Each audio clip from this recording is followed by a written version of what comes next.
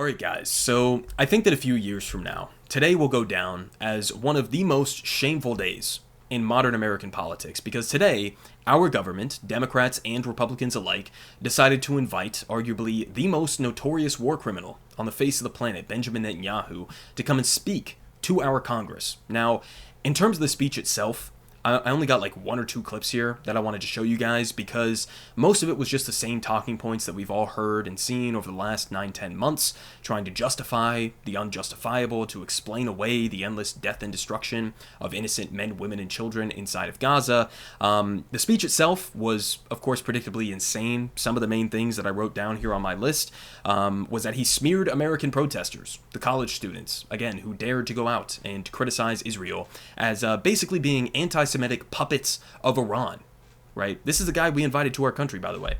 He also smeared and attacked the International Criminal Court and the International Court of Justice and international law in general, and basically insinuated that they are engaging in blood libel for trying to hold Israel accountable for their brazen war crimes and human rights abuses. He also essentially gave the idea that he was going to be ready to endlessly occupy the Gaza Strip until it was, in his words, demilitarized and de-radicalized. So, looks like a, endless occupation beyond what it already was before October 7th is on the horizon. And then he also, of course, predictably asked for more weapons. So, let's go ahead and get into it here, guys. First off, yesterday, we had some Jewish American protesters who were going out and trying to occupy some of the buildings around the Capitol in order to, call for a ceasefire, to end the genocide, to let Gaza live. You guys can read the signs here yourself. The one in the center is Stop Arming Israel. And many of these protesters ended up being arrested for going and doing this kind of a sit-in protest, and shout out to all of them, solidarity with all of them for putting themselves on the front line and trying to apply some modicum of pressure on this disgusting government that we currently have in place. Now, we also had people who were outside the venue today as Benjamin Netanyahu was arriving, and here you can see just a short little video here from Breakthrough News of the Capitol Police deploying pepper spray and attacking some of the protesters. Again, this is our government. Yeah, I'm good. I mean, this is a journalist, it looks like, here with a microphone and a camera crew, who are being pepper sprayed. We're being pepper sprayed by our own government. In order for what, exactly? To prevent protests against a foreign leader who is in the midst of committing a genocide and is on his way to our Congress. We also had here is posted by Medea Benjamin, people saying, "Shame on you, shame, baby killer," at Benjamin Netanyahu's motorcade when he was arriving here in D.C.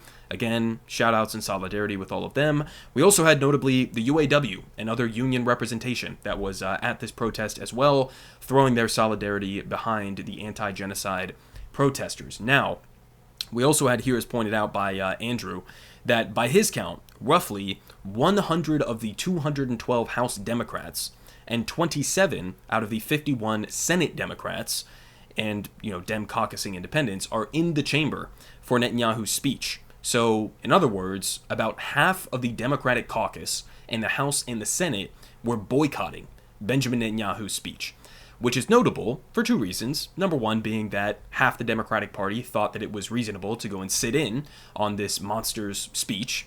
And it's also notable in the sense that you compare this to the last time that Benjamin Netanyahu showed up to speak in front of our Congress, and this number here of the amount that are boycotting his speech has rapidly shot up. So that's something. I mean, at least some of these politicians are feeling some of the public pressure that has been applied over the last number of months and don't feel like they can show their face in the same room as this man. We also had here from Joaquin Castro saying that the opportunity to address a joint session is an honor that should be reserved for the most distinguished world leaders. Benjamin Netanyahu should be standing in front of a criminal tribunal, not the U.S. Congress. And he released his full statement here, and he is 100% correct. We also had one of the most, noble members of Congress, one of the only sane people who was in the room at the time, Rashida Tlaib, obviously a Palestinian American herself, who was holding up a sign throughout Benjamin Netanyahu's speech. On one side, it said war criminal. On the other side, I believe it said something akin to responsible for genocide.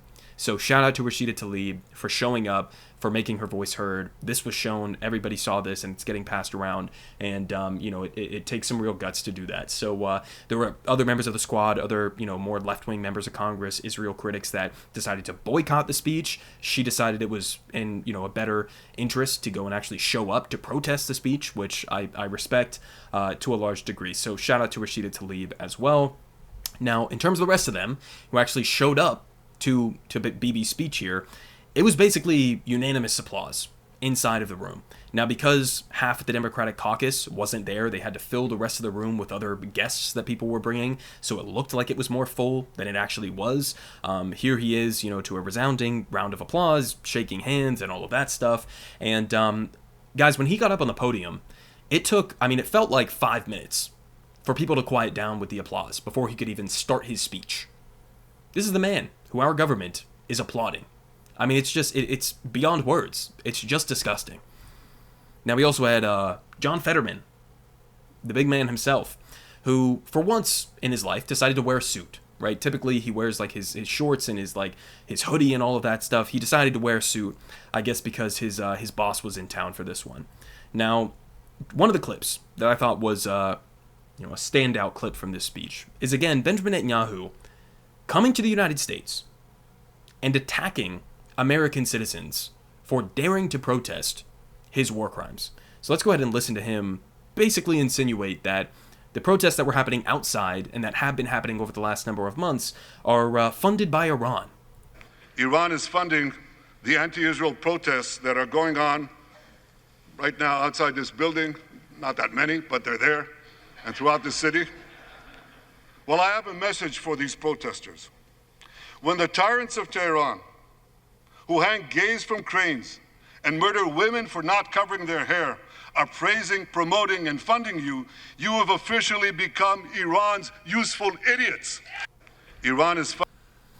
So, we just invited a foreign leader. I need to emphasize this because of how absolutely insane this situation is. We invited the head of a foreign state to come to the heart of our government to insinuate that American citizens, not to insinuate, to outright say that American citizens who are protesting his barbaric slaughter of innocent men, women, and children that has been going on for 9+ months now, to say that they are being funded by Iran.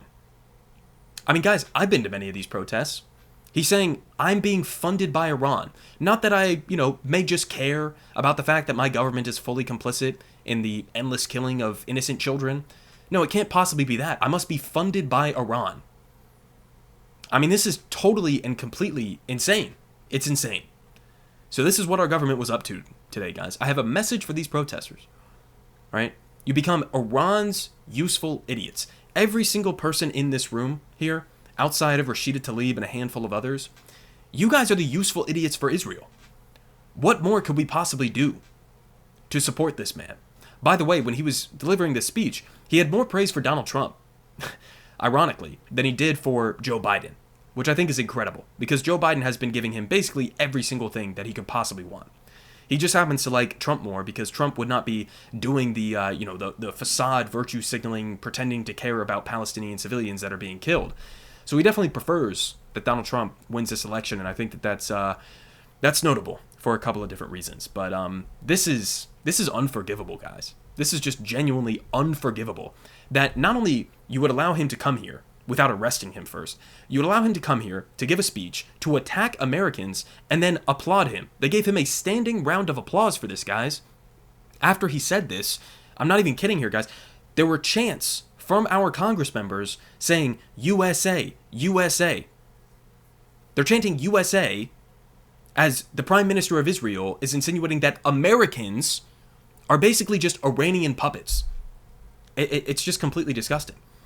We also had here, as pointed out by Mehdi Hassan, that Israel is literally bombing aid trucks, including the World Central Kitchen, but Netanyahu is blaming the lack of aid in Gaza on Hamas, and Congress is applauding him. This is one of the things that he said that I thought was, totally insane, is that he got up there and he said, the International Court of Justice, the International Criminal Court, they are engaging in blood libel because they're trying to insinuate that Israel is intentionally starving the population of Gaza. And his reasoning behind saying that was blood libel is, and I'm not kidding here, guys, I did the math myself, He said Israel has allowed in, right? Notice the verbiage that he used there. He said allowed in, because Israel controls the amount of aid that gets in and out of Gaza, 40,000 trucks. 40,000 trucks. That actually works out to, if you do the math on how long this has been going on, to about slightly less than 150 trucks a day.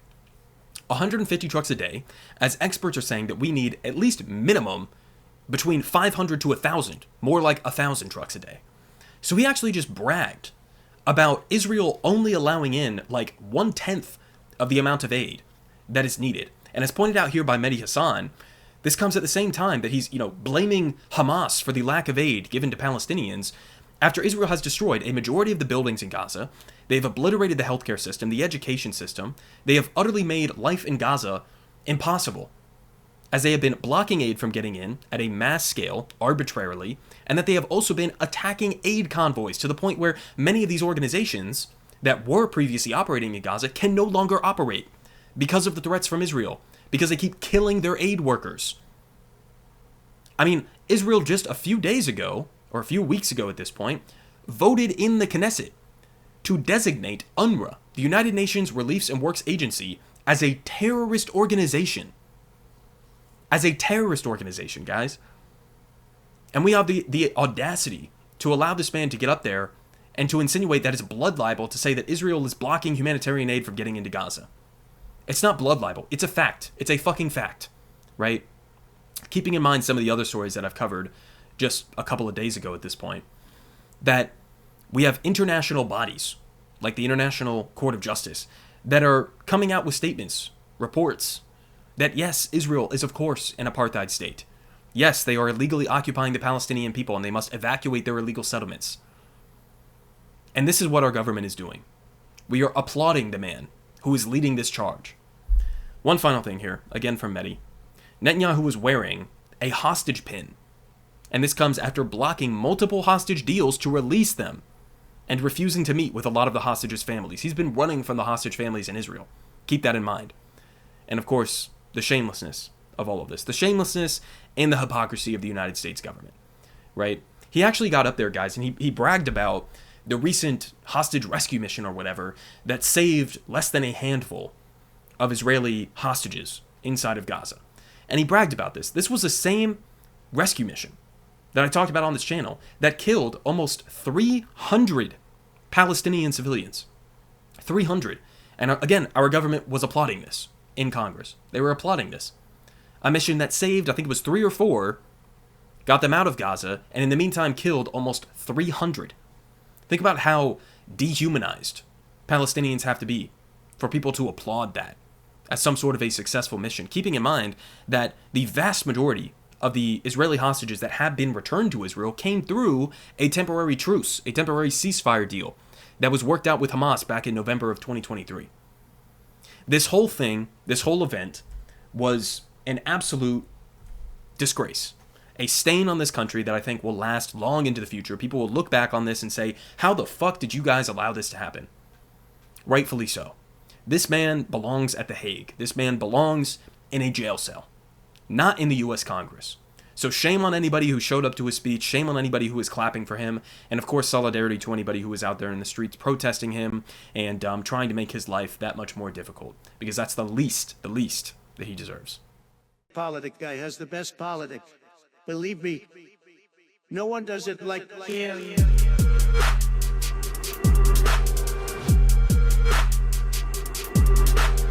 Believe me, everyone is saying